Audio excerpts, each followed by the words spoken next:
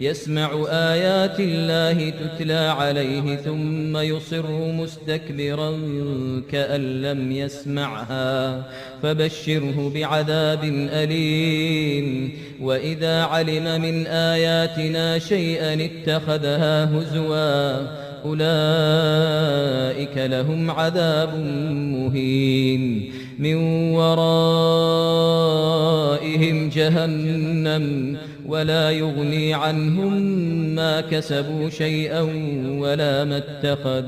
ولا ما اتخذوا من دون الله أولياء ولهم عذاب عظيم. هذا هدى والذين كفروا بآيات ربهم لهم عذاب من رجز أليم. الله الذي سخر لكم البحر لتجري الفلك فيه بأمره